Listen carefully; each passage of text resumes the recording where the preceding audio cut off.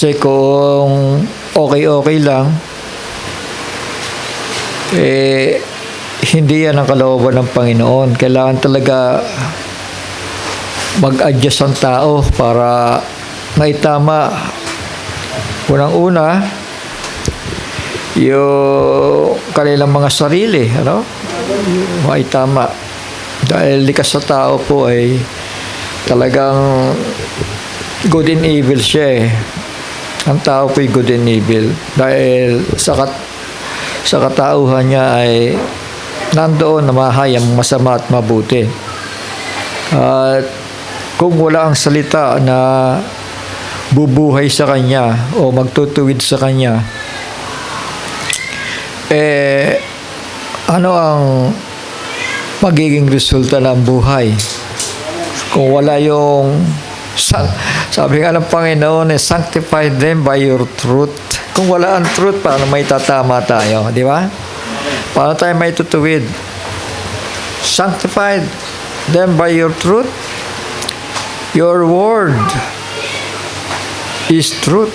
So, kailangan stricto sa salita na ipinapahayag natin para ang tao ay matututo ang tamang direksyon at habang siya ay patuloy sa paglilingkod sa Panginoon, napapakinggan niya ang salita ng katotohanan, ang salita ng buhay, ay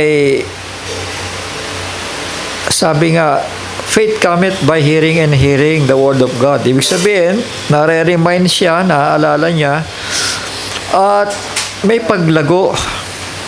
Siya ngayon ba kayo? Kasi kapag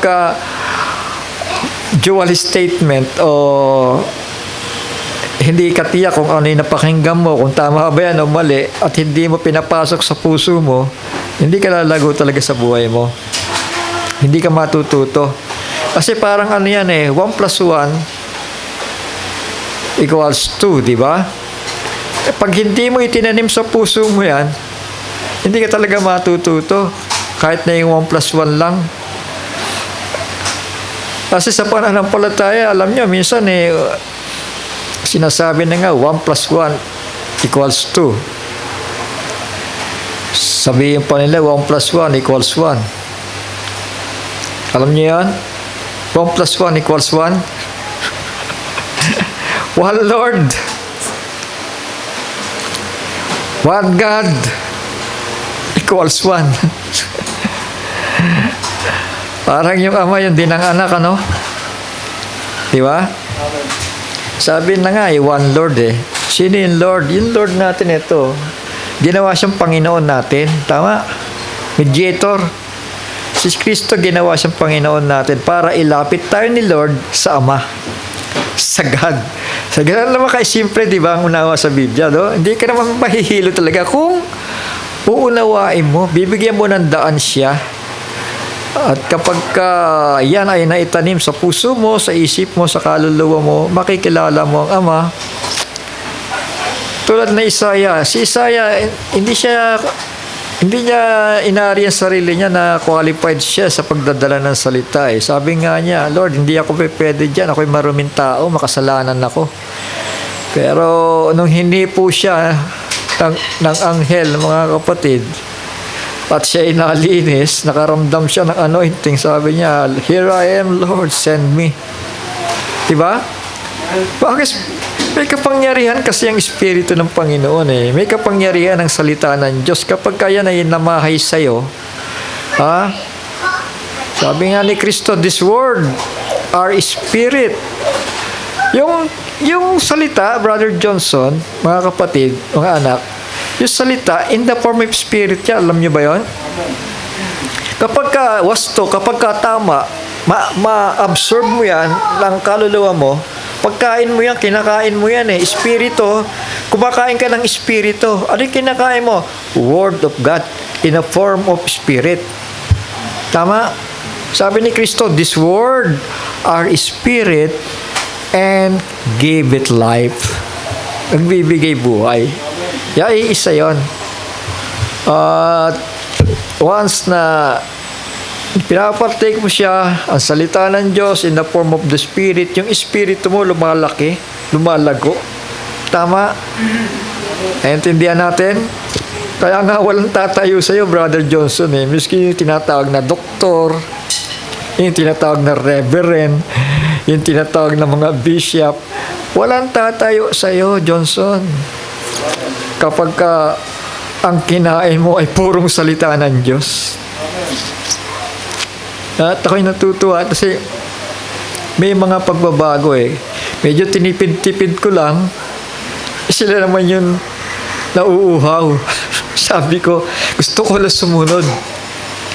Gusto ko lang sumunod sa patakaran, sabi ko. Kasi nasabihan na ako na hanggang 11 lang eh. Pero gusto ko talaga magsalita. Hindi nga ako nakapag-prepare ng... May piniprepare akong outline. Hindi ko pa nga... Introduction pa lang yun eh. Alam niyo naman pag nagsalita ako, di ba? Yung introduction ko, kala mo natapos na yung preaching, pero yung intro pa lang yun eh. Kasi maraming gusto sabihin ng Panginoon eh. Lalo na doon sa mga baguhan. Kaya lang ayaw natin samantalayin din dahil baka instead na magpatibay, lalong katisuran, ano? Mas maigi na hintayin natin sila na mag-request. Hati sila, sabi ni Roy, ni Chairman, sige lang, tuloy mo lang. Sabi naman ni Ambas kasi nung una, sabi hanggang 11 lang. Sino susundin ko sa kanila? Kaya sabi ko, nagdalawang isip ako. Yung iba nakanganga, naghihintay na sasabihin ko eh. Pero I believe sapat yun dahil mahaba-haba na rin yung nasabi ko at tinitignan ko na preparation nga yun. Kaya lang, hanggang dito lang ako. Hanggang dito lang. Ito, hindi na ako umabot kasi pinaliwanag ko itong charts. Para sa susunod, sabi ko, sa January, ako rin naman ang magsasalita sa inyo. Sumang-ayon na rin si Chairman Roy. O sige, sa January na lang. Sayang, sabi ko, sayang. Kasi, talagang nakahanda na yung sasabihin ng Panginoon para bumukas talaga. Ang kagalakan ko lang talaga si Dr. Morpe, si Bishop Teddy Katangay. Sabi ko sa kanila, nami-miss ko yung natin, yung mga sharing natin ng mga nakaraan. Di niyaya ako na halika dito tayo, upo tayo dito. Umupo kami sa likod, Brother Johnson. Pag upo namin doon, hindi sila nagsasalita. Siguro iniintay nila ako magsalita kasi lugar ko nga ito eh. Iniintay nila ako. Magalang din naman sila talaga. May wisdom. So, sinamantala ko na. Ako na nagsalita. May mga na-share ako tungkol sa aklat ng pahayag. Yung kung paano unawain ang aklat ng pahayag. Kasi ang Book of Revelation dito malabo, pero pagdating dito may interpretasyon eh. Huwag nilang iisipin na paghalu-haluin niya, mahihilo sila dahil malabo tapos may interpretasyon. At na-share ko rin na yung Book of Revelation ay para lamang sa bride, para sa panahon natin. Dahil walang interpretation yan sa panahon ni Juan. May nag-share ng Book of Revelation, lalo si Teddy, Pastor Teddy. Hindi ko pa napakinggan yung turo niya. Pero I believe na kung wala kang knowledge sa end-time prophet at sa end-time apostle, lilihis ka. Sigurado ko doon. Kaya pasalamat tayo sa Panginoon dahil may paggiya ang Panginoon sa atin. At ipag-pray lang natin na ipag-pray na sana merong mag-iba. Hindi naman kailangan i-convert sila na pumasok dito eh. Ang atin lang ay ituro ang katotohanan, bahala ng Panginoon sa kanila na kung sila'y makakapagbihis ng pangkasal, away napakaganda, Brother Johnson. Yung layunin lang natin, i-share, dahil sabi nga, you must prophesy again. Tama, Brother Johnson, di naman itinago eh. Meron lang kasi nasusobrahan eh. Kung sumobra na ng knowledge at na sinabi ni Brother Jackson na we are not commercializing the Word of God. So hindi rin naman ibig sabihin na we are not commercializing. Ibig sabihin, hindi naman ibig sabihin yan eh. Lagi mong isinisigaw sa public ang salita ng Diyos. Pag sinabing we are not commercializing, ibig sabihin, no, hindi pinangkakalakal, tama? Para makahikayat, rumami tayo dito, ganon. Para lumaki ang simba, hindi ganon eh. We are not commercializing, ibig sabihin lang noon, huwag mo yung pagbebenta na ginagamit mo ang salita ng Diyos sa mali mong motibo. Nagpapakita ka ng karunungan, ng kaalaman, ng kapahayagan para ang tao makakonvert sa'yo. Mali yun. Tama na yung makaunawa sila, makaalam sila, kasi iniutos yan eh. You must prophesy again before many people, nations, tongues, kindreds, and tongues. Ayun, nakumpleto. So, hindi bawal, Brother Johnson, mangaral, di ba? Ng end time message, lalo na sa panahon ng ito na latter days. Ang kailangan nga isigaw eh. Tama ba? Pinag-isipan ko rin yung sinasabi ni Christine, kasi sabi ni Christine, mabuti nga, hindi ka na kailangan lalayo pa sa malayo-malayo kasi nandyan na yan, mga pastor pa yan. At kung sila ay tatanggap sa mensahe, well, napakaganda, di ba? Amen? At ayan na nga, na unti-unti na nagkakaroon na ng kauhawan. Ayoko muna magturo about the Godhead kasi baka manibago eh, no? Bagaman yan, sa Godhead, dyan bubukas talaga ang tamang unawa. At ang Godhead, hindi tao magtuturo niyan eh. Niwala kayo? Di ba sabi ni Pedro, sabi ni Kristo kay Pedro, mapalad ka Pedro sapagkat hindi ipinahayag sa iyo ng laman at ng dugo, kundi ng Ama. Hindi mo pwedeng, ay, mali yung turo mo kasi Trinity yan eh, o kaya two gods yan eh, o three, o yung Ama, hindi ng anak. Hindi mo pwedeng ipagpilitan, Brother Johnson. Kasi experience na natin yan eh. Di ba?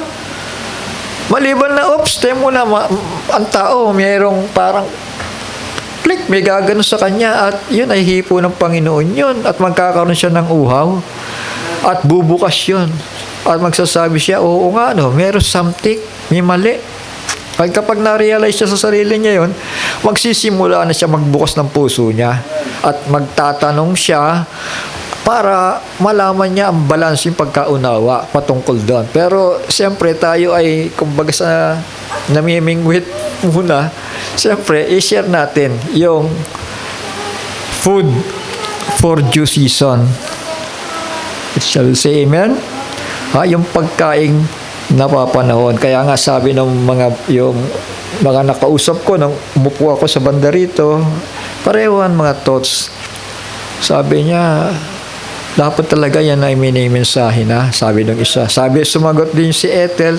Talagang si Ethel, naniwala ako na nauhaw din siya. Dahil nga sa paulit-ulit na mga mensahe, kada meeting, si Chairman Roy naman ay talagang marami kasi meron siyang knowledge eh. Si Roy ay hindi lang nagsasalita ito eh. Kasi may mga parpesiya eh sa simbahan eh ng GMOPEC eh. At nagpakita na rin kay Vice Chairman sa asawa niya, Notorio, sa asawa niya na nakakita ng vision doon na may malaking kamay doon. Mga kapatid, kasi ipapakilala ng Panginoon ang mensahe niya, ang salita niya, tama?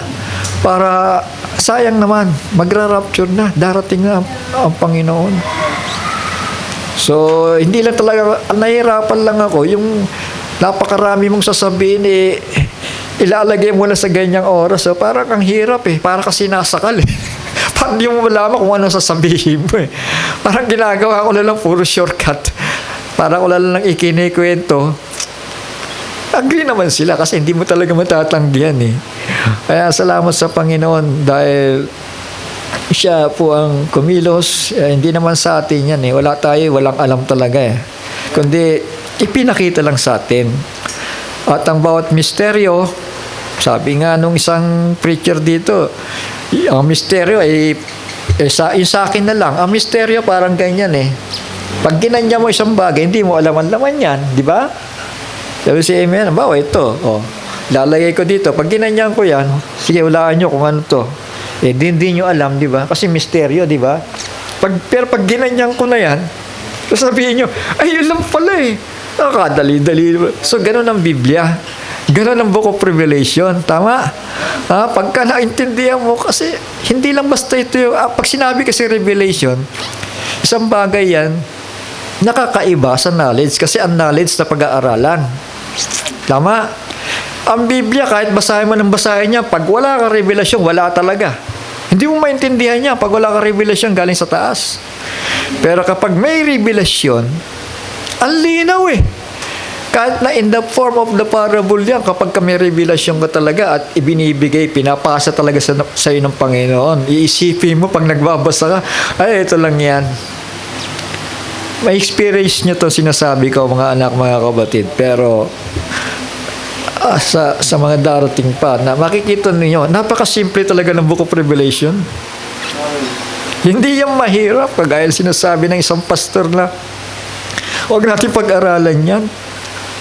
Kasi masyadong allegory. Eh, pagka ganun, hindi tayo mapalad. Tama? Mapalad ang bumabasa, dumidinig, at tumutupad ng aklat ng hula sapagkat ang panahon ay malapit na. So, ito palang Book of Revelation para sa malapit na panahon. Tama? At sa dulo ng aklat ng pahayag, sabi doon kay John ang anghel, huwag mong isara ang aklat. Tama? Pag sinabi nakasara, sikreto, di ba? Kundi buksan mo ang mga salita ng hula. Buksan mo ang aklat ng mga hula. Singular book lang yon, sapagkat ang panahon ay malapit na. Purihin ang Panginoon. So, si Ambassador inaantok. Pero yung iba gising eh. Nag-iintay pa ng sasabihin ko eh. Gusto ko lang balansehin. Kaya, ganun pa man, kahit tatlo kami, si Esther, si Levi, tatlo kami, hindi namin malalam ang gagawin. Tapos yung pinaluto, parang na-short pa yata eh. Nahihirapan ako magbala. Ako yung nagdadakot eh. Nahihirapan ako kung paano ko dakutin ito sa cup na gano'n. Talagang hindi imabot. Ginawa ko, nilabas ko na. Yung nagkainan, yung ibang huling lumabas, kulang. Pero si Esther, buti nila may lumpia tsaka biko. Nilalapitan ko nila sila. Oh, naubos na. Gusto mong lumpia? Oh, sige. Gusto mong biko? Doon ko nila sila binusog sa lumpia tsaka sa biko. Eh di, tatanungin ko sila, nabusog ka ba? O gusto mong ganito? Lumpia, biko. Para madagdagan niya. Lumpia, meron pa itong binabalot. Ay, salamat naman, di ba? Kesa uuwi silang luhaan. So, say amen. Purihin ng Panginoon. Kailangan talagang hindi ko alam kasi yung tinitignan ko yung yung nakalista doon, 26 lang eh. Hindi ko na malaya yung kinaumagahan na nagdatingan na, sumobra na, tinignan ko yung listahan nasa 38 na yata. So bumigla.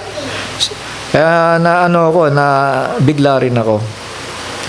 So, kailangan nating lamang na paghandaan, huwag nating panghinayangan. Kung may pagod tayo, ang hirap talaga ng mga ganyang events, mga kapatid. Lalo na, wala naman tayo talagang yung lugar na lang natin, siksikan dyan, Yan, siksikan. Pag nagbigay ng tithes, wala, dikit-dikit talaga, sabay-sabay na gano'n, Tapos pag nagkainan, ganun din, siksikan pa rin. Pero salamat sa Panginoon dahil ito na may mga pastor ito na mga nakakaunawa. At ganun na lamang kung anong binigay ng Panginoon, importante maibigay din natin sa kanila na may tapat na paglilingkod. Sabi nga ng Panginoon na parito siya hindi para paglingkuran kundi para maglingkod. At ganun din naman tayo. Walang mas dakila pa. Walang mas dadakila pa sa Panginoon. Sabi sa amen? Gano'n, pagtiisan. Naalala ko yung pagtiisan. Yung nangangaral na ibang Jesus, pagtiisan ninyo. Tama? Bakit ibang Jesus yung Jesus ginawa lang Ama Yung God ginawa ng tatlo Ayoko munang ibuksan sa kanila yan. Bahala ang Diyos magbukas sa kanila. Ayoko na may kipagtalo. Dahil minsan pikikipagtalo, samaan ng loob yan. Ipag-pray mo na lang, ang Diyos ang humipo, makaintindi ng pahayag, makaintindi patungkol sa pagka-Diyos. At yan ang ipag-pray natin. Tama? Ipag-pray po natin sila. At may awa. Sige po, mananalangin ako para sa mensahe sa araw na ito. Ama namin banal at makapangyarihan sa lahat. Muli kaming nagpapasalamat sa araw na ito, Panginoon, na ibinigay mo na patuloy kami makakapag-aral sa maiksing oras. Ay patuloy mo pong i-extend ng iyong biyaya, ang habag para sa amin, Panginoon. Wala kami magagawa kung hindi ka namin kasama. Patuloy kaming natitisod, patuloy kaming nanghihina, patuloy kami may mga pagkakataong nanglulupaypay sa buhay. Sabalit ikaw nagsabi na patuloy kaming magsilakas at patuloy namin panghawakan ng iyong mga salita. Kaya narito kami, Panginoon, na ipinagkakatiwala ang aming mga buhay. Turuan mo kami, tulungan mo kami, at ingatan, Opo, sa araw-araw lang aming buhay. At sa oras na ito, ingatan mo mga kapatid sa malalayo, ganyan din kami. Sa pangalan ni Yahshua, ang aming Messiah, ito pong aming samo at dalangin. Amen. I will say amen. So gusto kong i-share yung nasasaksiyan natin doon sa Israel ngayon, dahil maaaring mag-isip-isip tayo. Akala ko ba ang Panginoon ay nag-utos sa mga kaanakan niya? Walang iba ang mga Hudyo na umuwi sa kanilang sariling bayan. So kung sila yung mga anak ng Diyos, bakit ang kanilang pag-iisip hanggang ngayon ay hindi naaayon sa Diyos? Amen? Ibig sabihin, dapat kinilala nila ang ating mediator. Tama? Dapat tinanggap nila yan para acceptable tayo sa Panginoon. Di ba? Malinaw ang sinabi ni Kristo, walang makakaparang sa Ama maliban sa pamamagitan ko. Malinaw na yon. Tama? So samantalang sila ay hindi pa talaga matanggap siya bilang tagapagtubos, kaya still yung puot ng Panginoon ay nasa kanila pa, bagaman sila'y tinatawag na sa iba-ibang bansa. Tama? So tinatawag lang sila para matupad ang mga hula dahil sabi nga, ibubuhos niya yung habag, yung awa. Sabay-sabay po yun, mga kapatid. Iniipon ng Panginoon na bagaman ang Israel ay hati. May tinatawag po diyang Zionism at may tinatawag na Judaism, hati. Sana maintindihan natin ito. Zionism, so ito yung ginamit ng Panginoon na bagaman political ito, mga anak, pero may bahagi pa rin ng religious. Di ba? Tingnan nyo, pumunta kayo sa Israel, yung mga nagpipreach doon, hindi naman pure truth ang kanilang itinuturo eh. Di ba? So, say amen? Hindi naman purong salita ng Diyos talaga ang kanilang tinuturo. Bagaman nag-i-evangelist sila na ito ang Messiah nyo. Diba? Sinasabi nila kay Israel, ito ang Messiah natin. Tama? Kaya lang, pag lumalim na, sino si Kristo sa inyo? Yun ang mga tanong na, Brother Johnson, di ba? Minsan ang sagot nila He is the Creator, He is our God. Yung mga Hudyo, hindi nila makonvert di ba? Tama. There is only one God. Paninindigan ni He is Spirit. Yun ang paninindigan naman ng mga Hudyo. Tama. He is only a prophet. Propeta lang siya. O kung ano man siya, hindi nila matanggap. Hindi nila madiretso, He is a Son of God. He is a prophet of God. Son of God. The anointed one of God. Yun ang hindi nila matanggap na yun, na He is the anointed one. Pero merong panaka-naka na nabubuksan sa bagay na ito. Tama? Say amen? Hindi naman sinasabi natin majority, lahat na sila ganoon. So, Zionism, yung pong may mga mayayaman ito, may mga kakayahan para ibalik ang mga Hudyo through politics at through financial, mga kapatid. So, nanawagan po sila. Nanawagan. Dito, around 19... hindi. Sabihin natin, mas mababa, sabihin natin, doon sa 19th century. Nabuo yung Zionism na yan, around bago mag 19th century. At sinimulan po nila na manawagan, maraming umuwi, binigyan ng lupa, libre yun kasi maraming pera di ba? Yung mga religious group, yung Zionism yan at yung mga mayayaman na umaapaw mga pera nila, ito yung tumulong, mga kapatid. So early 19th century yan. Nagkaroon ng idea itong mga taong ito, tinawag Zionism, na ibalik ang Israel sa kanilang sariling homeland. So yan, idea, pero nag-come to pass yun, mga kapatid. At ang kwento pa dito, yung head ng Zionist ay sabi nila ito ay isang atheist, si Theodor Herzl, di ba? Ay atheist. Ibig sabihin, hindi naniniwala sa Diyos. Hindi lang natin alam yon, di ba? Kwento lang nila yon.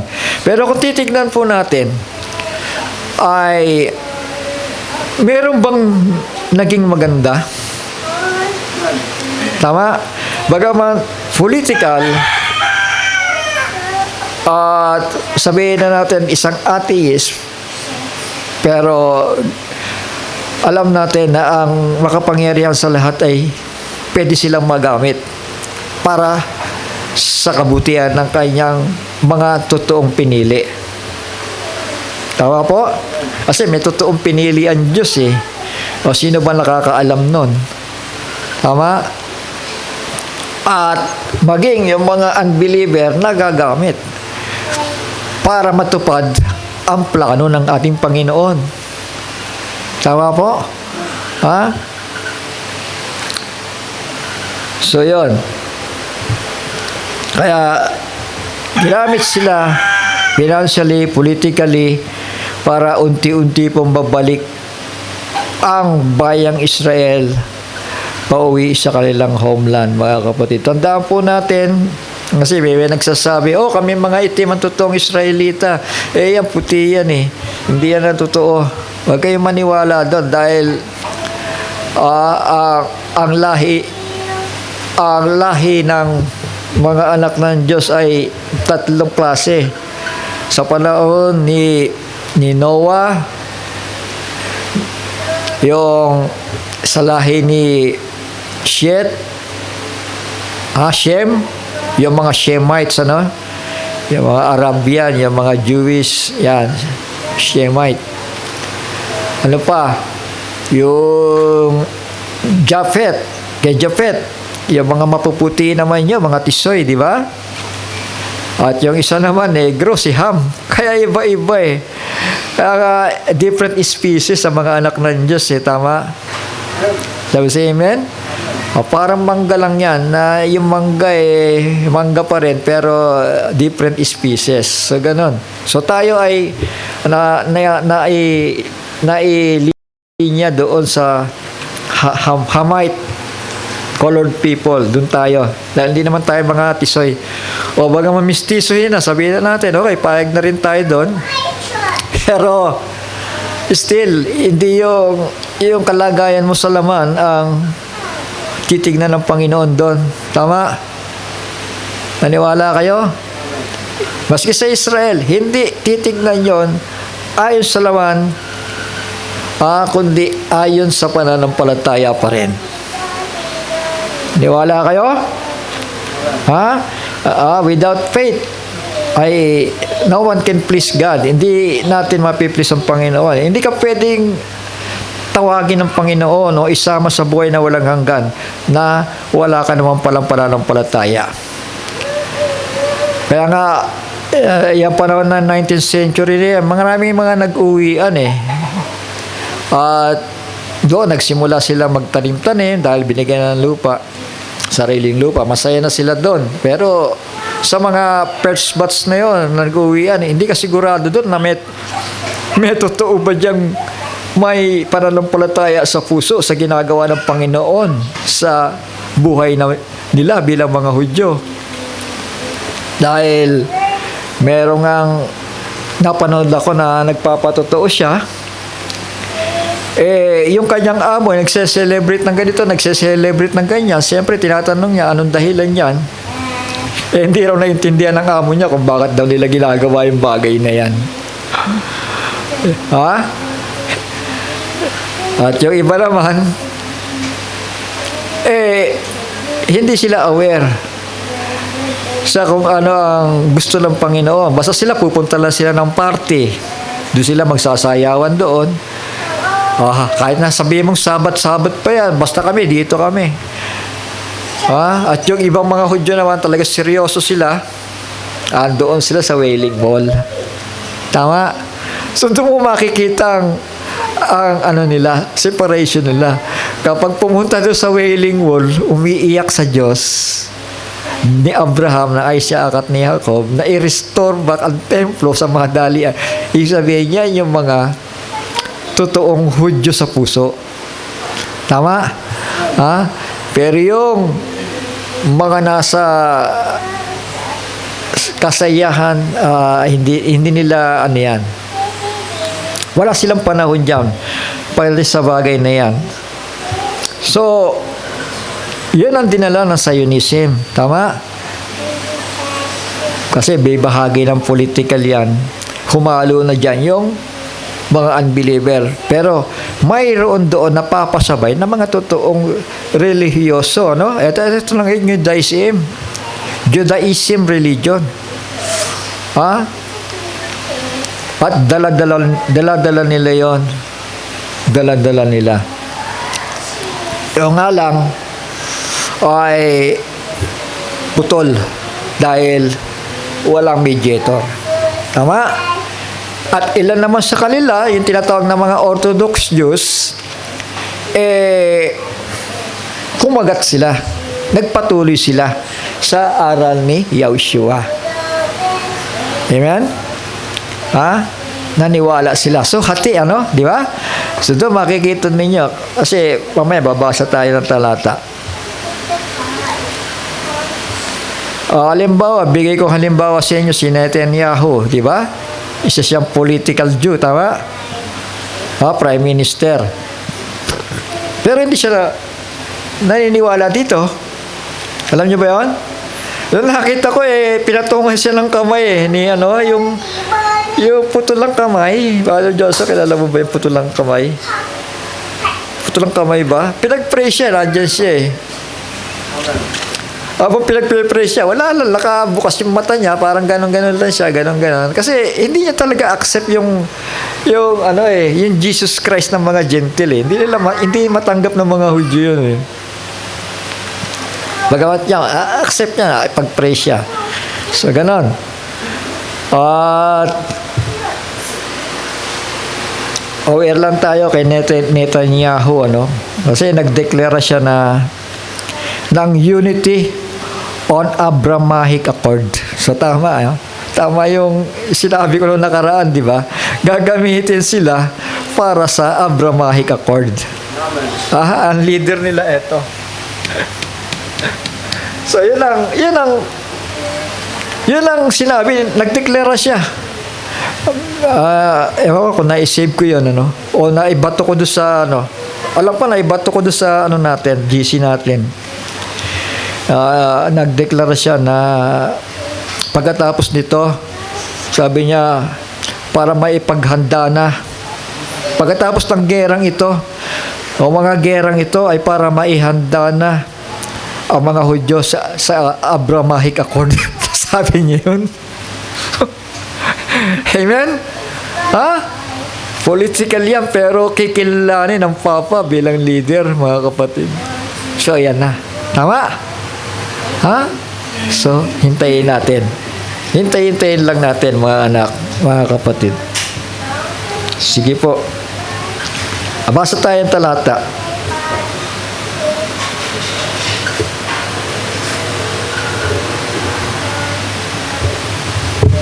Dito po tayo sa Romans chapter 9. Para maintindihan natin kung ano ba talagang sitwasyon. Kasi parang nakakalito. Akala ko ba ang mga Hudyo, ay lahat sila Hudyo, pinili ng Panginoon. Pero bakit gano'n? Meron mga nakahubad doon, may mga tato, may mga bakla, may mga tomboy. Bakit gano'n? Araw na Sabat, may nagpa-party. Dapat yung pinapatay talaga yun eh. Sa Israel, sa panahon ni Moises, pinapatay yun kung gano'n. Yun ang judgment kasi ng Panginoon. Pero ngayon, bakit napakaluwag nila? Tama? Parang baliwala lang sa kanila yung mga ganun eh. Meron lang nagtuturo na talaga LGBT. Ano ba yan? Hindi ko maintindihan eh. Doon sa Tel Aviv, ang daming bakla doon eh. May satanism na nga eh.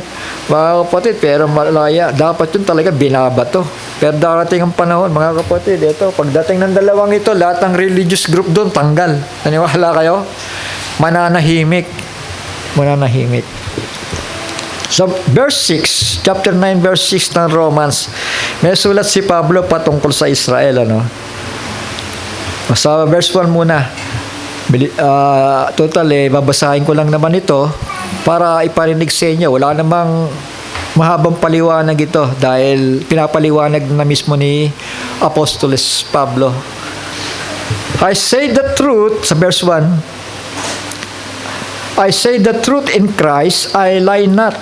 My conscience also bearing me witness in the Holy Spirit, that I have great heaviness and continual sorrow in my heart. For I could wish that myself were accursed from Christ for my brethren, my kinsmen, according to the flesh. So sabi niya, sa Tagalog, sapagkat ako'y makapagnanasa na ako man ay itakwil mula kay Kristo dahil sa aking mga kapatid na aking mga kamag-anak ayon sa laman. So, nangangaral siya sa mga Romans, pero dual citizen si Pablo eh. Roman citizen at Hudyo. Sabi dito sa verse 4, sino yung tinutukoy niya na mga brethren niya? Sa verse 4, who are Israelites? So yon. To whom pertaineth the adoption? Ayan, sila dapat yung aampunin, Brother Johnson. And the glory, yung kalawalhatian ng Panginoon Diyos. And the covenants, yung kautusan, mga kautusan. and the giving of the law, and the service, yung law, yung mga commandment yun, ha? And the service of God doon sa templo. Kung paano nila i-operate yung kanilang paghahandog, kanilang pagsamba, paghahandog ng mga alay. And the promises, ayun, yung mga pangako na ibinigay sa kanila. Whose are the fathers? Yung father of faith, the tribes, o kung sino man yan, Abraham, yan ang kanilang mga ama eh. Whose are the fathers, and of whom, as concerning flesh, Christ came. Si Kristo la. Who is over all? Over all. Higit sa lahat. Sa ibabaw ng lahat. God blessed forever. Amen. So, dalawang binanggit niya, Christ. Tsaka God, which is over all. Sa verse 6, not as though the word of God had taken none effect. Kasi kung titignan mo, talagang sa sitwasyon ni Israel, patay kung patay di ba? Patayan yon. Gumaganti na rin yan, mga kapatid.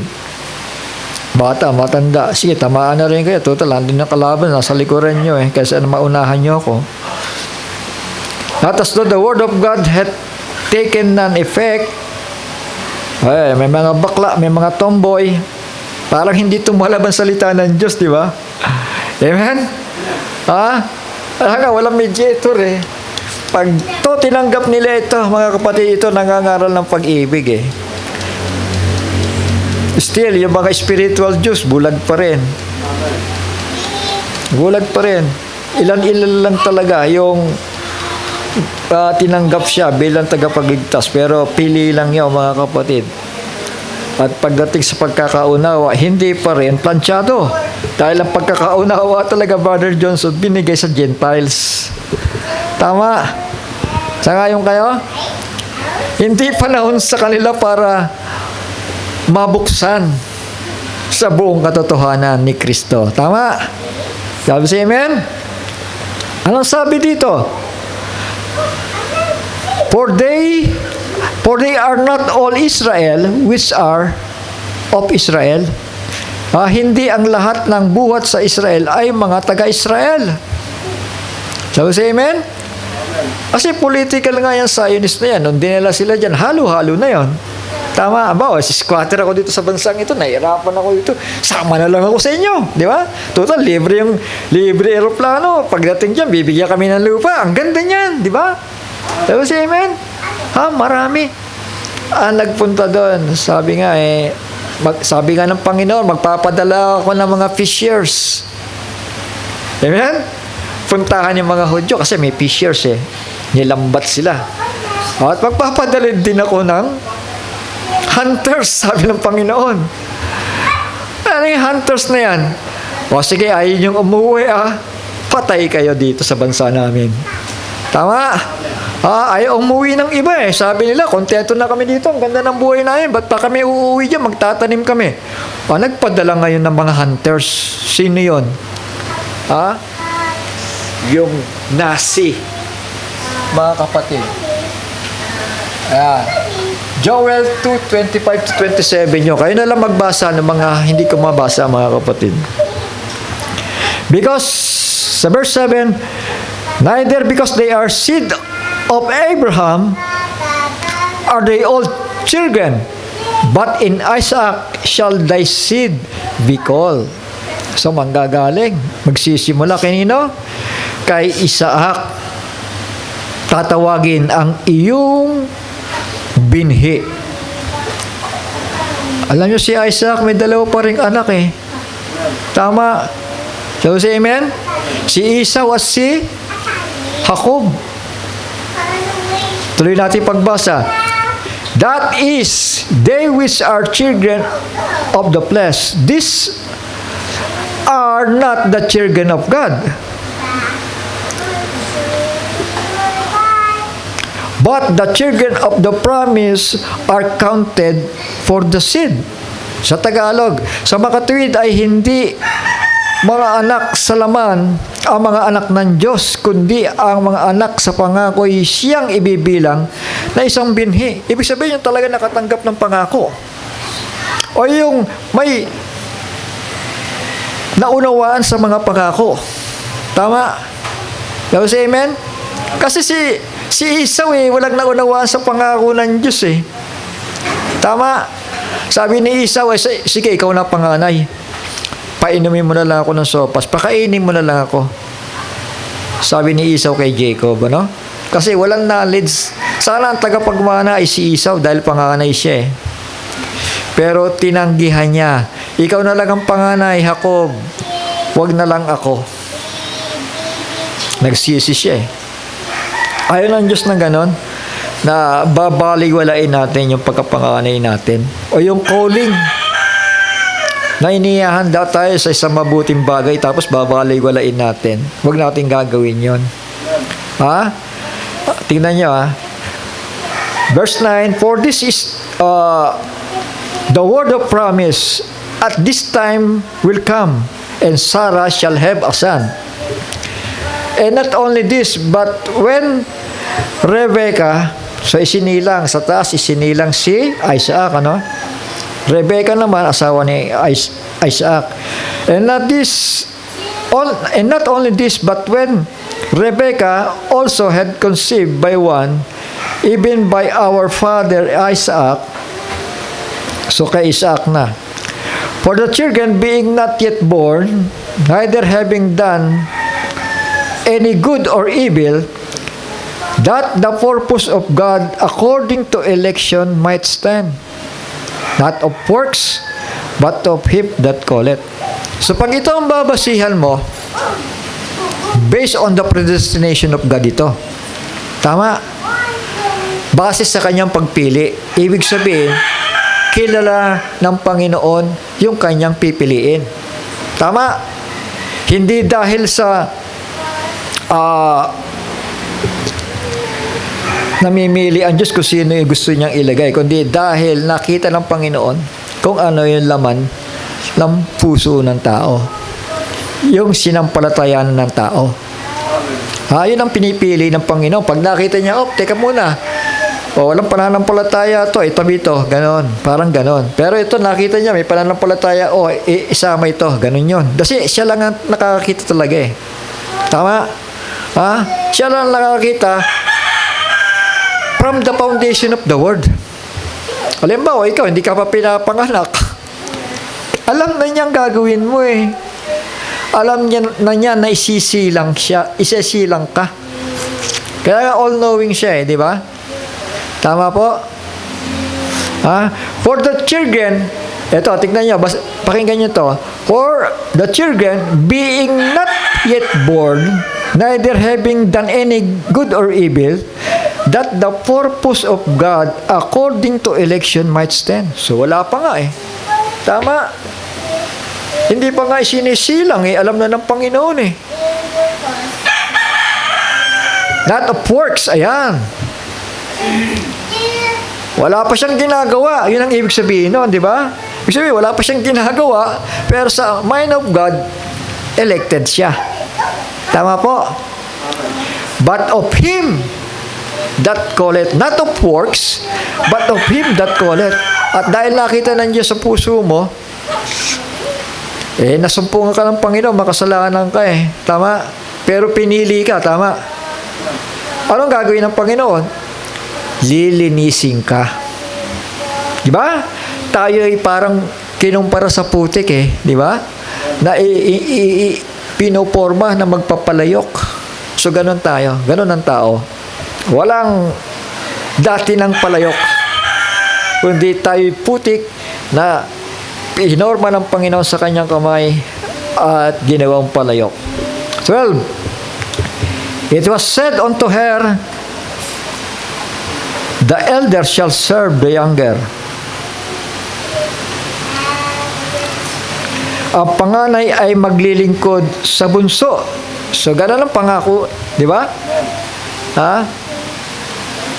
Ganun ang sinabi. Ang panganay ay maglilingkod sa bunso. So, nabaliktad, ano? Tama. Sana yung bunso, maglilingkod sana sa panganay, tama? Kasi panganay nga yan, siga-siga yan, tagapagmana yan, di ba? Pero nabaliktad. Kasi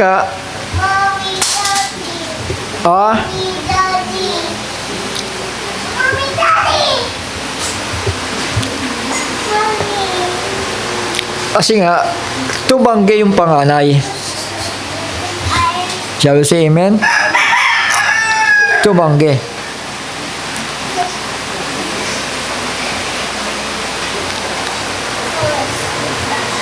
So, kailangan ang panganay pahalagahan. So, nabaliktad nga. Yung elder na si Esau, siya ang naglingkod doon sa nakababata niya, na kapatid. Kinino yan kay Jacob. Tama? Tama ba yung sinasabi ko? Kasi minsan lumilipad yung isipan ko, pero yung sinasabi ko, sana hindi ako nawawala. Sa 13, as it is written, Jacob I have loved. Hindi ba na ipinapanganak sila na una si Esau? Kaya panganay nga siya, di ba? Tapos si Jacob naman, nihili yung paa niya. Di ba? Gusto ni Jacob, tingnan mo na, ako. Parang gano'n nag-uunahan sila lumabas Pero, pinalad si Esau, una siya nakalabas. Ang problema, tinanggihan niya yung pagkapanganay niya pagdating sa pagkain. Bigyan mo ako ng sopas. Sige, palit tayo, ikaw na panganay. Kaya, yung basbas ng tatay niya, naibasbas kay Jacob. Tama? Kay Jacob na ibigay yung pagpapala. Ayan. Mga kapatid, dahil mahal ni Rebecca si Jacob, sige, dayain mo yung tatay mo. Maglagay ka ng balbas dyan sa balahibo sa kamay mo para sa'yo pumunta ang pagpapala. Total, pinagpalit na niya yung kanyang pagkapanganay. Tama po? Kaya yung mga basbas na mga manggagawa ng Diyos, wag natin sasayangin yun. May power yun para dumali ang pagpapala. Mga kapatid. So, ang pagpapala ng basbasan ng kanyang tatay na si Isaac, si Jacob, hindi na niya mabawi. Kaya nga sabi ni Esau, dinaya ako ng kapatid ko. Sige po, ama, basbasan mo uli ako. Pero sabi ng tatay niya, sorry anak, naibigay ko na sa kanya. Yung basbas. Naibigay ko na yung bendisyon sa kapatid mo. Ay maluha-luha yung tatay, di ba? Kasi nagkamali siya talaga mahina na yung mata niya bulag na Ang problema rin kay Esau, talagang pinamigay niya yung pagkapanganay niya. Tama? Pero ang Diyos maawain naman Alam niyo yung lahi ni Esau, kung sino yan? Sa panahon natin, yung mga Arabo. Amen? Napakayayaman ng mga yan di ba? Tama? Ibig sabihin, dumali pa rin ang pagpapala sa kanila. Puri ng Panginoon. As it is written, Jacob I have loved, but Esau I have hated. So tingnan nyo dito, dalawang magkapatid, sabi ng Panginoon, napupuot ako kay Esau. Tama. Amen? Nasa isang pamilya yan magkakapatid yan. But Jacob I love. So talaga nagustuhan niya yung attitude ni Jacob. Kasi pinaglaban niya Di ba? Sabi niya doon sa anghel, basbasan mo ko. Basbasan mo ako dahil kung hindi mo ako babasbasan, hindi kita bibitawan. Tama? So binasbasan siya ng anghel. Nasalin sa kanya yung pagpapala. Sabi sa amen? So, yun. Pahalagaan natin. Kami mananalangin para sa iyo at ginagamit ng Diyos. Gusto mong pagpalain ka, huwag kang magagalit sa kanila. Huwag sasama ang loob mo para bumuti ang buhay mo. Tama? Dahil kung magagalit ka sa lingkod ng Diyos, hindi ka dadalawin ng pagpapala. Lagi kang mahihirapan sa buhay mo. Tama? Kasi galit ka doon sa pinahiran ng Diyos eh. Ang gusto lang naman niya, itama ang buhay mo. Pero hindi ka naniniwala eh. Di ba? Eh kapag ganyan eh, baka matulad ka kay Esau. Binabaliwala mo yung pagpapala ng Diyos. What shall we say then? Is there unrighteousness with God? Oy, pumipili pala ang Diyos. Kasi, tignan mo, hindi pa nga pinapanganak yung magkapatid. Pinili niya na si Jacob. Si Esau, kinaputan niya na. Ano yan? May Diyos bang ganyan? Nakala ko ba God is love? Mga kapatid, is there unrighteousness with God? Yan ang magiging tanong, di ba? So, say amen? Sabi dito, God forbid, huwag nawang mangyari. Hindi naman napabayaan si Esau eh, di ba? Pinagpala din naman eh, kayamanan ng Saudi eh, mas mayaman pa sa Israel ngayon eh, di ba? So, say amen? Ha? For he said to Moses, I will have mercy on whom I will have mercy. And I will have compassion on whom I will have compassion. Ibig sabihin, alam na ng Panginoon ang gagawin niya. Pagka napotsi sa iyo, sorry ka. Tama. Pero pag pinagpala ka, aapaw ang pagpapala sa iyo. So then, it is not of him that willeth,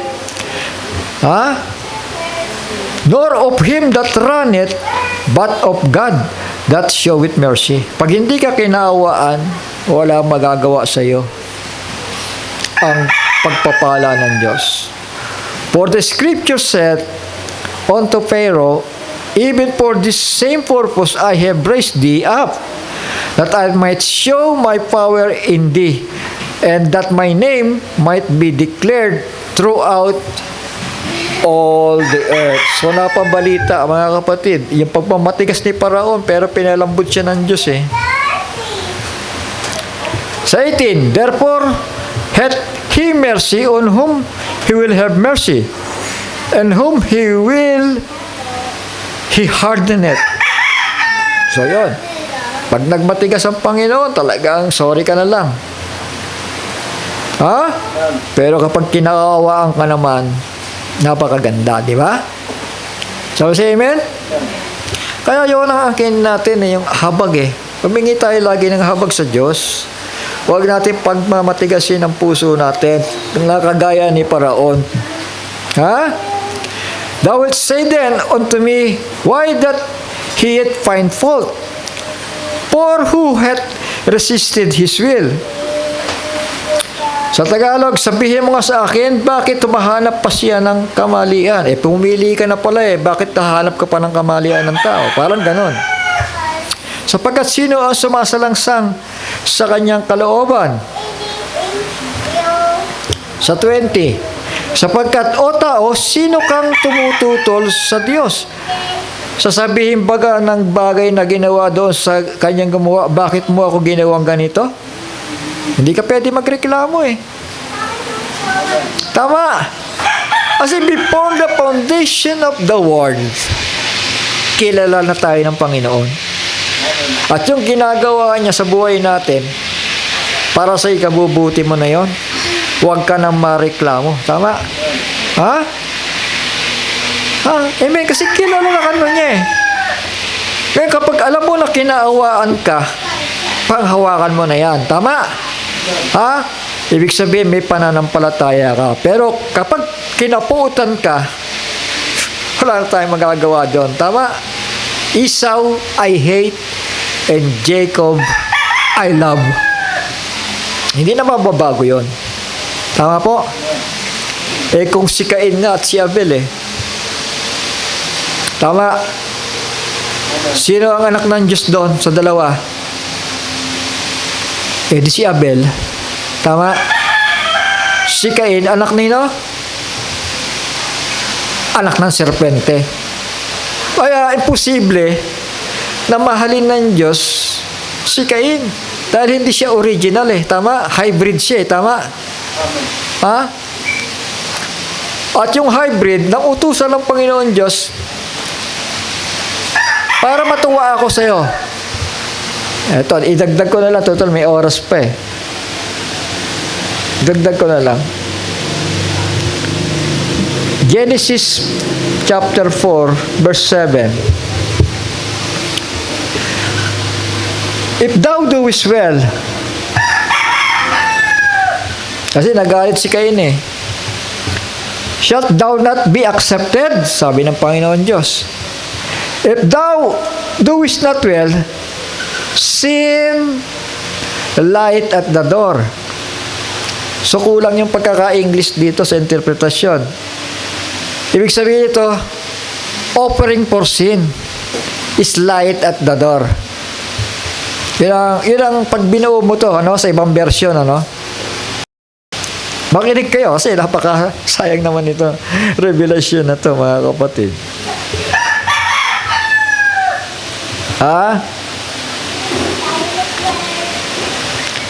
Sa 7, Sa ibang version ito pagkakasabi.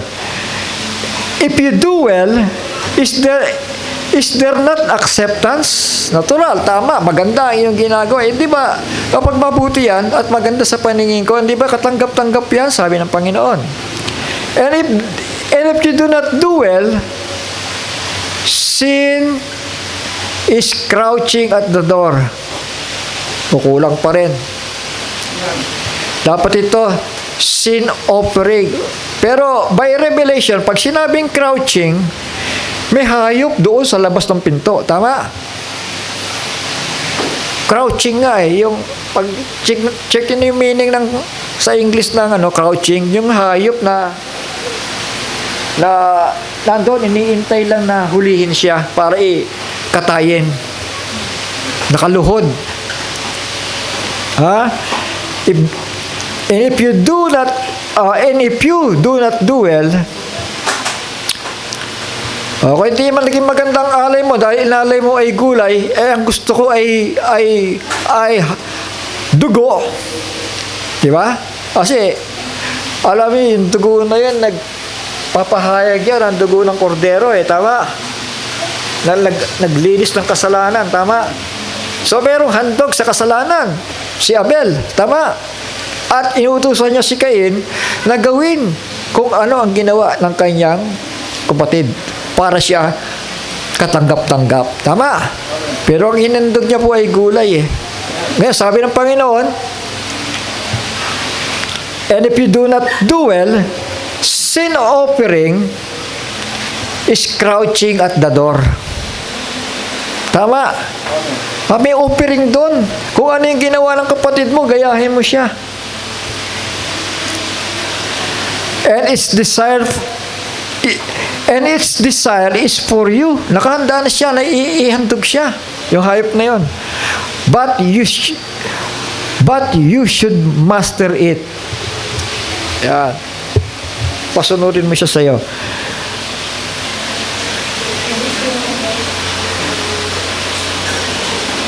So yun, sa halip na sumunod si Cain sa sinabi ng Panginoon, alang ginawa niya? Niyaya niya si Abel doon sa hunting, pero pinatay niya. Tama? Sabi si Amen? Nainggit. Kaya yung mga naiinggit, delikado yon. Merong handog. Gawin mo yung ginawa ng kapatid mo. Tama po? Gawin mo yung mabuti. Yung mabuting alay para sa akin. Yung alay na merong kalakip na pananampalataya. Tama? Na one day, merong kordero ng Diyos na magbubuwis ng kanyang buhay upang ialay ang kanyang banal na dugo. So may alay. Ano yung ari ni Abel?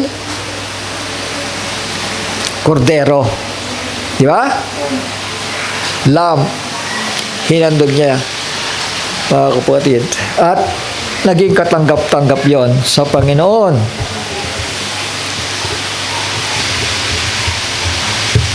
Saan tayo tumigil sa Romans? Is there unrighteousness with God? God forbid, wag daw ang mangyari. Verse 14, for he said to Moses, I will have mercy on whom I will have mercy, and I will have compassion on whom I will have compassion. So then it is not of him that willeth, nor of him that runneth, but of God that showeth mercy. For the scripture said unto Pharaoh, even this purpose I have raised thee up, that I might show my power in thee. So, siya rin pala naglagay sa luklukan di ba? Ha? Siya pala naglagay din sa luklukan ni Parao. And that my name might be declared throughout all the earth. Akala ka ba sa Israel lang? Hindi, throughout all the earth. Tama? Hanggang ngayon kasi pinapangaral pa to Tama? Hanggang, tignan nyo yung sulat ni Pablo sa mga Romans, nakarating sa mga Romano. Therefore, hath he mercy on whom he will have mercy, and whom he will, he hardeneth. Thou wilt say then unto me, why that he yet find fault? For who hath resisted his will? Nadaanan na pala natin ito. Tuloy lang natin. Nay, but O man, thou, who art thou that repliest against God? Shall the thing formed say to him that formed it, why hast thou made me thus? Hath not the potter power over the clay, or the same lump, to make one vessel unto honor and another unto dishonor? Mga kapatid, pinahihintulot ng Diyos yun. Si Judas instead na honor ang ibigay dishonor tama? So say amen? Kaya kasabi ni Kristo mabuti pa sa kanya na hindi na ipinanganak Pagkatapos, Brother Johnson, may magtuturo sa end time na para may utang na loob pa kay Judas Kasi kung hindi dahil kay Judas hindi nga namatay si Kristo. Ganun ba yun? Ano klaseng pangatwiran niya, mga end time believer yan Hindi naman kayo lahat, pero may nagtuturo ng ganyan Titigas ng ulo nyo. What if God, willing to show His wrath and to make His power known, endured with much long suffering the vessel of wrath pitted to destruction? So yun.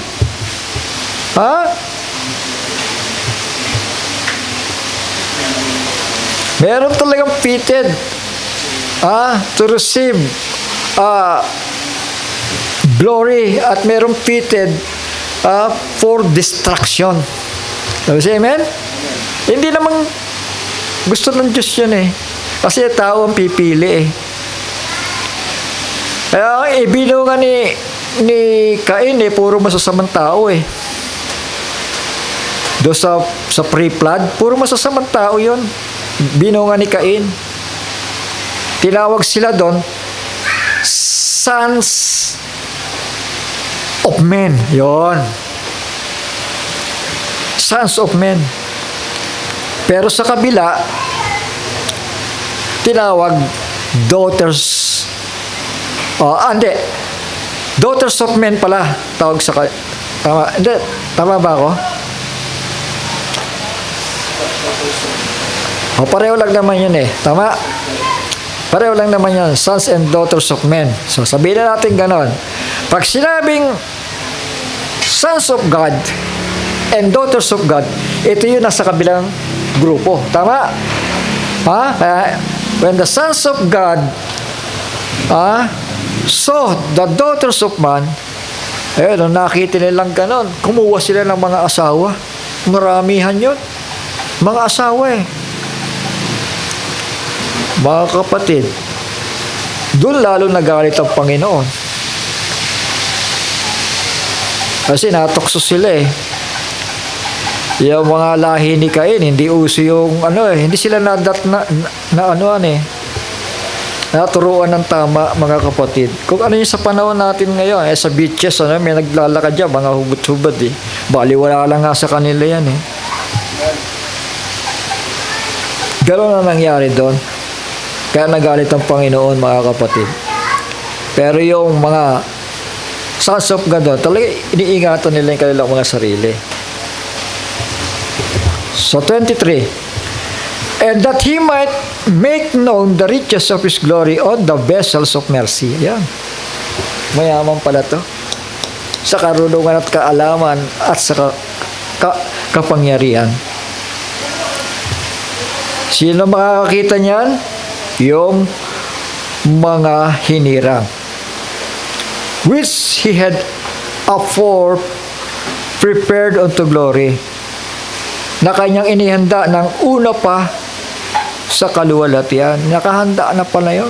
Wala pa nga, hindi ka pa isinisilang, may nakahanda na para sa'yo. Sa Tagalog, gaya naman ng sinasabi ni Aklat ni Oseas, tatawagin kong aking bayan na hindi ko dating bayan, tayo yon. At iniibig ko na hindi dating iniibig. Yun po ay mga Gentiles. Dahil malayo sila sa pagsamba sa tunay na Diyos. Si Israel ay merong totoong Diyos na sinasamba. At mangyayari na sa dakong pinagsabihan sa kanila, kayo'y hindi ko bayan, ay diyan sila tatawaging mga anak ng Diyos na buhay. Di ba? Di ba nung araw nang tayo di pa nakakilala sa Panginoon, sumasamba nga tayo sa mga rebulto eh. Hindi po nakakalugod yun, pero yung mga tinawag, yung may mga pananampalataya, kayo'y hindi ko bayan at diyan sila tatawaging mga anak ng Diyos na buhay. Hindi tayo bayan, pero individually tinawag tayo. Pinalabas tayo doon sa Babylonia. Ano yung Babylonia? Catholicism. At si Isaias ay sumisigaw hanggang tungkol sa Israel. Kung ang bilang man ng mga anak ni Israel ay maging tulad ng buhangin sa dagat, ay ang nalalabi lamang ang maliligtas. Hindi pala lahat yun si dami ng buhangin sa dagat. Remnant lang. Ay ang nalalabi lamang, yung magkakatagalog ay ang nalalabi lamang ang maliligtas. Amen? Kaya nga, sa panahon ng ito, sa Great Tribulation, tinago na yung 1/3. Tama? So, say amen? Sino yung 2/3? Sila'y lumalaban ngayon, yung political, mga kasundaluhan. Sila yung bumabaka sa kaaway. Kaaway nila, Roman Empire at saka American Empire. Mananalo ba sila doon? Tama. Mabuti nilang pinaiksi. Sabi ng Bible, pinaiksi for the elect's sake. Ibig sabihin, meron pong plano. Tama? Meron pang dapat mabuhay. Kaya nga, pinaiksi yan. Paano niya paiksiin yan? Dahil bumababa na siya Dala yung hatol sa kaaway. Tama? Yun ang ibig sabihin na pinaiksi. Hindi dito yun.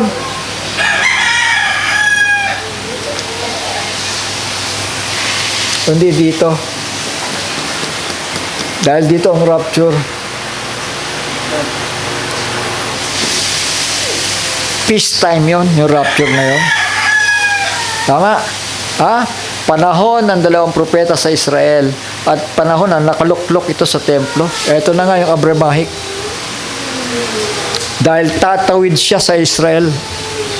Sa templo ng Diyos mismo, sabi doon, sitting in the temple of God, showing Himself that He is God. So yan, paulit-ulit na yan, mga kapatid. Pero salamat sa Panginoon dahil sitting in the temple of God, hindi naman niya kayo pwedeng upuan eh. Di ba? Sino ba ang templo ng Diyos? Di ba kayo? O hindi naman kayo pwedeng upuan eh. Yung temple of God, doon na sa Jerusalem. Ibig sabihin, may templo na. Tama? Ha? May templo na. May templo na. May templo na. Bago mag-rapture. Tama po. So ito yung bahagya akong napasadahan yun na may templo bago mag-rapture. Dahil ako, talaga gusto ko iparating sa kanila ang mga signs eh. Ito, naman sila. Hindi nila naman nila pwedeng labanan yon. Kaya salamat sa Panginoon. Saan tayo tumigil?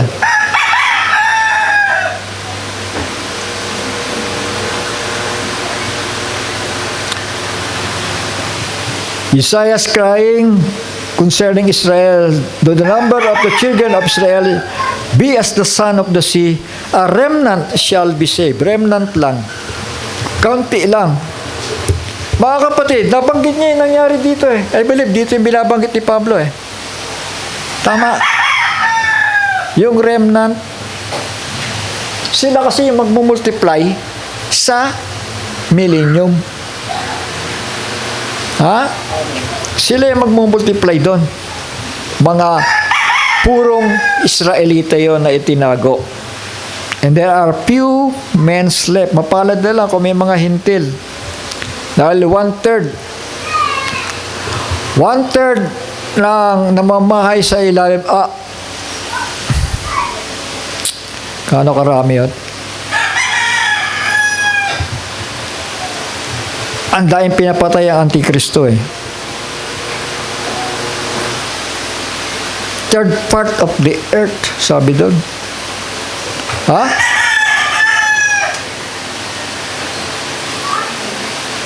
Sila yung gagamitin para patayin yung mga tao na yan. Yung 200 million, mga sundalo ng Antikristo yun. Tama? Bakit, Brother Jones, sa Revelation 13 at 17, wala na nababanggit tungkol kay Gog at Magog? Mga komunista yan. Ba't wala na nababanggit doon? At wala na rin yung mga Arabo, hindi na nakikialam. Hindi nyo ba napapansin yon? Dahil nanahimik na sila. At ang kalaban na lamang ni Israel, ang Amerika, at ang Beast Empire. Tama? Beast Empire na lang ang kalaban niya doon. Sa Revelation 13. So, ibig sabihin, tumutugma lahat ang mga pattern. Tama po? Beast Empire na lang. Kaya nga inimbitihan sila lahat eh. Tama? Ay, kayo. Punta tayo doon sa Megiddo. Puntaan naman sila sa Megiddo. Sumunod sila. Tama? So, ano nangyari doon? Alam ginawa ng Panginoon? Pinaglaban-laban sila doon, mga kapatid. Sa wrath of God. At habang pababa siya, ibinubuhos ang galit, vials of the wrath of God. And as Isaiah said before, except the Lord of Sabbath had left us a seed. Sino yung seed niya? Si Kristo yan, ha? We had been as Sodoma and been made like unto Gomorrah. What shall we say then? That the Gentiles which followed not after righteousness have attained to righteousness, even the righteousness of faith. Amen? Ha? Kahit sabihin mo, oy, ito mga Hudyong ito, alika, uwi na tayo, punta tayo sa sa promised land na yan. Pero kung wala kang ka-idea kung ano ang patungkol, kung ano ang meron doon, kung wala kang idea na itong Israel pala, ito ay ang bayan ng Diyos na i-restore, kung wala kang idea na gano'n, basta samahan lang sila, puntahan lang sa Israel, ganyan ang nangyari. Ha? Dahil may pera ang mga Zionists, sige, libre na. Punta na tayo sa Israel. Mga Hudyo na rin tayo. Amen? Kaya nga, hindi lahat ng Israel ay Israelite nga, sabi. Tama? Tama ba yung orasan natin? Ha? Tama? Hindi naman ako sobra, no? Kasi minsan nasa 2:15 to 30 tayo nagtatapos. Sabi dito, the righteousness of faith, yun ang hinahanap. But Israel, which followed after the law of righteousness, had not attained to the law of righteousness. So sa Tagalog, dadapot ang Israel sa pagsunod sa kautusan ng katwiran ay hindi umabot sa kautusan. Sa kautusang iyan. Ano yan? Kautusan ng pananampalataya. O yung katwiran patungkol sa pananampalataya. Di ba? Eh, tatanungin yung ama mo nasaan doon na nagkakagulo. Ay, nasa bahay lang. Eh, ba't hindi nagsisimba? Ano ba di ba dapat sa simbahan sila? Eh, walang alam yung amo ko tungkol sa mga pagsamba-samba. Eh, baka nakauwi ng Israel. Di ba? Ginastusan kayo. Zionist, para pumunta dyan. Libre. Natural, may purpose din ang Zionist doon, di ba? Di atin alam. Tama? Hindi pa natin alam. Pero nakikita na natin, mga kapatid.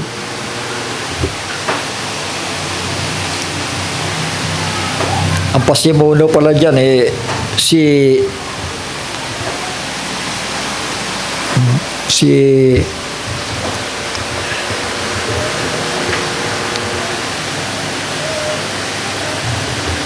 Rothschild, Lord Rothschild. Tama ba, Johnson? So, may pagka ano rin to, atheist din to. At sino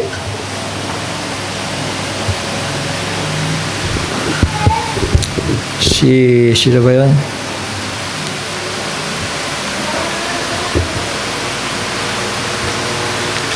Alfred Balfour. Yun. Arthur James Balfour. Kasi ito yung mga ginamit ng Panginoon para magsiuwian. Si Rothschild, ito mayayaman ito. Ito yung mayayamang tao. Pinauwi niya. Sino mga Hudyo dyan, uwi na kayo. So, ginamit sila ng Panginoon. Baka man halo-halo sila doon.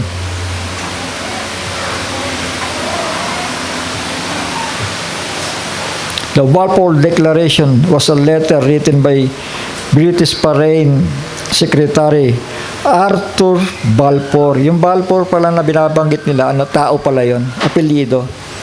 To Lionel Walter Lord Rothschild, in which he expressed the British government support for a Jewish homeland in Palestine. So, ayan po.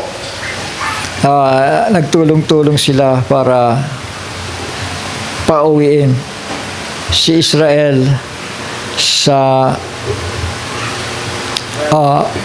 ang lahi ni Israel doon sa Promised Land. Kaya lang, siyempre, halo-halo na yon. Pero ang division niya, mga kapatid, nakakayag kasi isipin mo, yung kalahati nagpa-party doon. Yung iba naman nandoon nananalangin. Tama? O, walang iniwas sa mga Gentiles yan. Dahil yung iba nandoon sa kung saan. Pero yung mga anak ng Diyos na totoo at may pananampalataya, nagtitipon sila. Diba? For where the carcass is, there the eagles gathered together. So, iba pa yung Polish virgins. Tama. I-consider mo yun dapat. Dahil may mga dalaga. Sa 31, but Israel, which followed after the law of righteousness, hath not attained to the law of righteousness. Wherefore, because they sought it not by faith. Yan. Tama. Sige, puntahan lang doon. Magtanim tayo doon, magkaroon tayo ng magandang buhay doon. Ano bang purpose nyo? Wala. Mabubuhay lang kami dito. Pero yung iba, talaga nag-iintay sila sa Misaya. Tama? Kaya sila umuwi, mga kapatid, dahil nag-iintay sila sa kanilang tagapagligtas. Because they sought it not by faith, but as it were by works of the law. Sunod lang tayo sa kautusan. Yan ay sa panahon nila. Ngayon malabo nga kasi dapat si Israel ang nagsaway doon sa mga nagpa-party-party doon kasi araw ka ng Sabat Tama? Ibig sabihin, hindi na rin napapairal ang batas ni Moises sa panahon ngayon. Tama? Mga bakla nga doon, nakapasok na Kasi kapag pupunta ka dyan, under the law of Moses kayo, hindi pa papasukin talaga yan, yung mga relihiyon na iba-iba. Hindi papayag si Moises niyan, na iba-iba ang turo dyan sa Israel. Kaya ngayon talaga iba-iba. For they stumbled at that stumbling stone. Si Kristo yon. Natisod sila kay Kristo. As it is written, behold, I lay in Zion a stumbling stone, the rock of offense, and whosoever believe on him shall not be ashamed. So yun ang kaigiyan. Na meron tayong mediator. Dahil dadalhin niya tayo pabalik sa Ama. Samantalang si Israel, si Palestine, hindi nila kinilala yan. Minsan nga yung mga relihiyoso rin doon iba-iba ang pananaw patungkol sa kanya. Kaya nagkaroon ng Polish virgins, mga kapatid. So, yon. So, pag sinabi Zionist, halo-halo na yan. Political. At mga unbeliever na andyan, Amen? Nakasama na doon. Pero yung pag sinabing Judaism, ito na yon yung naniniwala sa kautusan ni Moises. Tama? Say amen? Judaism religion. Pero yung sabi ko nga na hindi nila maipatupad. Unang-una, wala naman templo. Paano na ipatutupad yung pag-aalay ng mga tamang handog doon? Walang templo. Walang pare. Walang Urim and Tumim. Walang mga images, mga kapatid. Kaya napagkita ng dalawang propeta, mga kapatid, makukumpleto yon dito. I-rapture tayo. Kasi sinukat nga ni Juan di ba? Sukatin mo yung templo at yung mga sumasamba. Kaya dito na po yung panahon na yun na makukumpleto ang templo. Ang wala lang doon, yung Ark of the Covenant. Naintindihan natin? Bakit wala ang Ark of the Covenant? Hindi nga makita hanggang ngayon yung bato. Di ba? Yung bato. Kasi yun ay nagre-represent na sa ating Panginoong Jesucristo. Tama? Siya na ang kailangan. Hindi na kailangan yung tipak ng bato ni Moises. Naintindihan natin? Sa kanya na. Sa millennium, siya na sasambahin doon at kikilalanin na tagapamahala. Purihin ang Panginoon. Hanggang dito na lamang muna tayo. Mga anak, tayo magpasalamat sandali. So, naintindihan natin, ano? Kaibahan ng Zionism at ng Judaism. Tama? Pag Judaism, yung mga talagang naniniwala pagdating sa mga bagay na mga banal.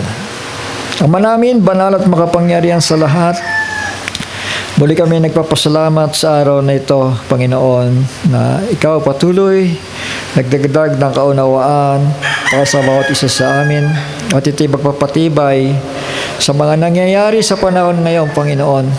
At tunay na ito ay totoo at tunay, Panginoon, na Ikaw ay patuloy na gumagabay sa amin. Naway patuloy mo kaming gabayan